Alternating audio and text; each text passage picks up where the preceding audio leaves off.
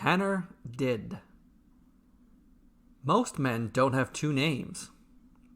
Rarer still to have your family fall from prosperity and prestige in a single generation.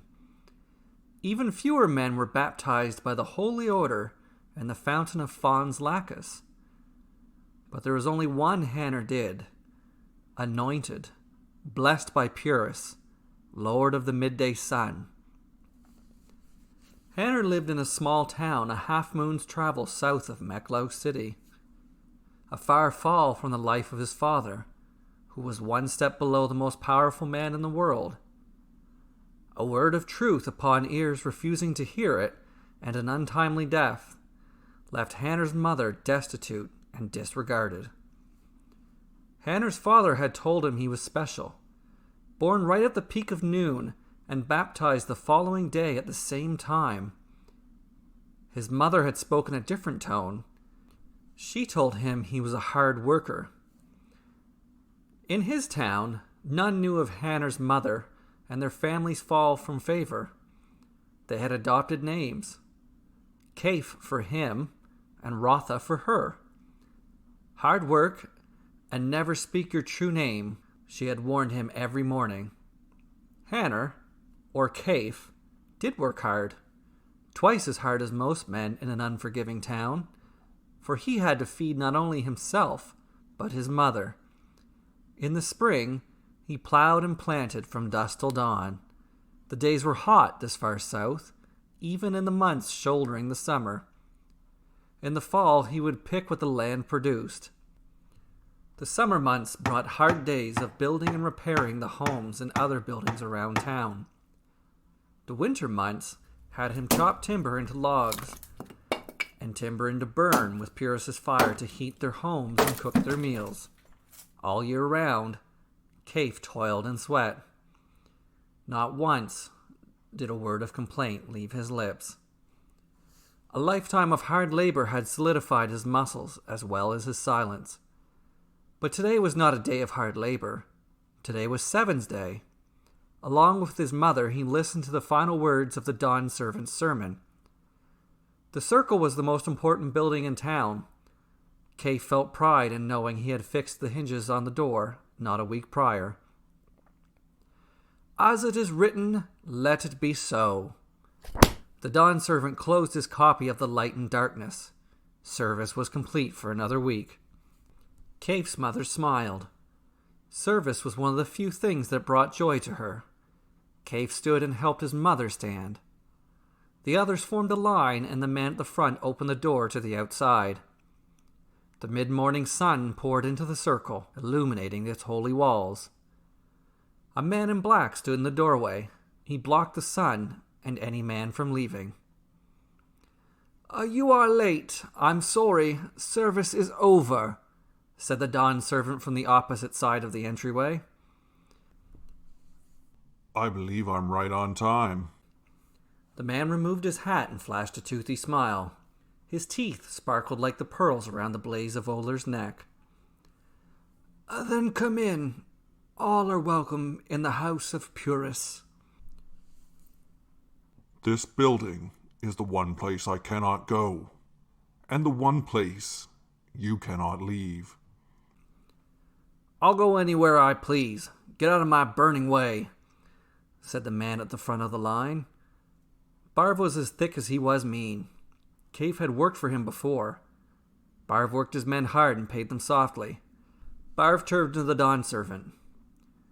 Sorry for the language, Your Holiness. He shouldered past the stranger. Be careful where you walk, sir.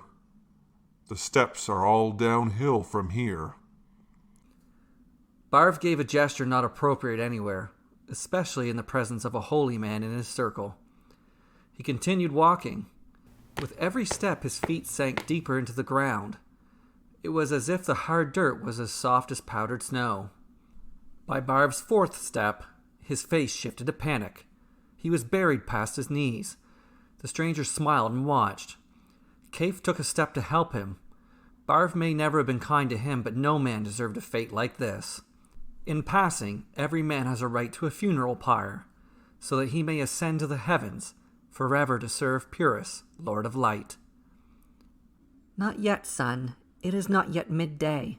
Kaif's mother held him back. He obliged. Barb sank deeper into the earth, the fear in his eyes forever to be Kaif's last memory of him.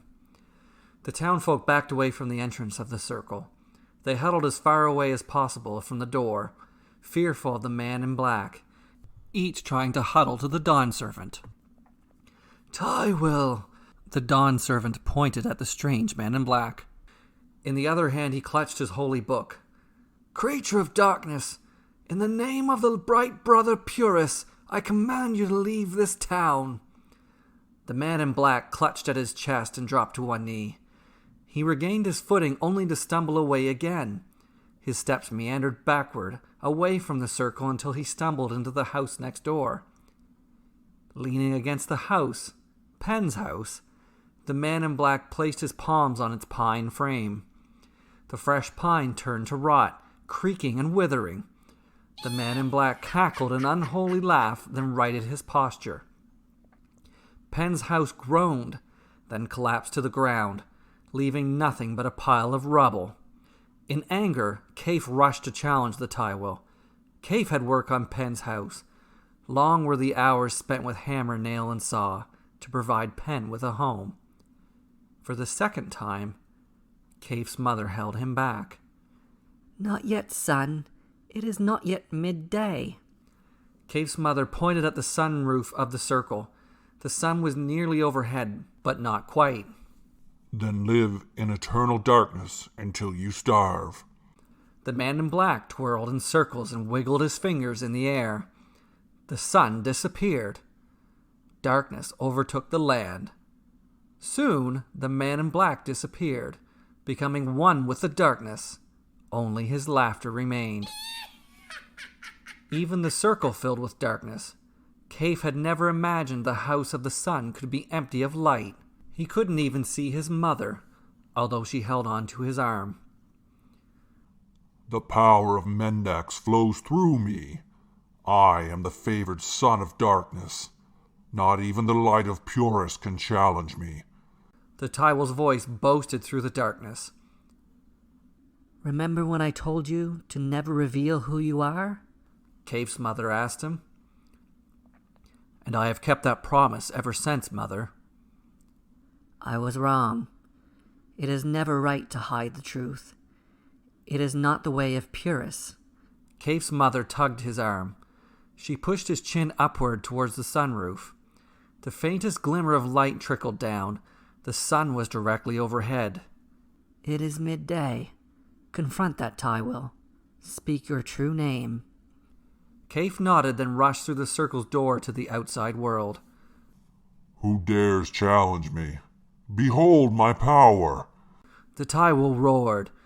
To accompany the darkness, the air chilled. Cold and damp soaked through Kaif's bones until he was unsure if he was able to move. But he was able to move, if only to place one hand on his heart and another toward the sky. He called out to the midday sun, for which he was given his true name. "I am Hanner Dydd, anointed, blessed by Purus, Lord of the midday sun." A ray of light pierced through the clouds of darkness and struck Hanner's upward palm. Hanner's body glowed as bright as the sun. Light expanded, pushing away the darkness. Soon it was the brightest day of all time. All the darkness left. Only the fearful face of the man in black remained.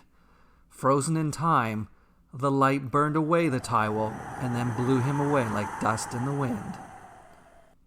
It was time to dig up Barv. Penn's house would have to be rebuilt as well. But these tasks would not be done by Kaif. Hanner Dydd would complete them. Most men don't have two names. Rarer still to have your family fall from prosperity and prestige in a single generation. Even fewer men were baptized by the Holy Order and the Fountain of Fons Lacus. But there was only one Hanner Dydd, anointed, blessed by Purus, Lord of the midday sun.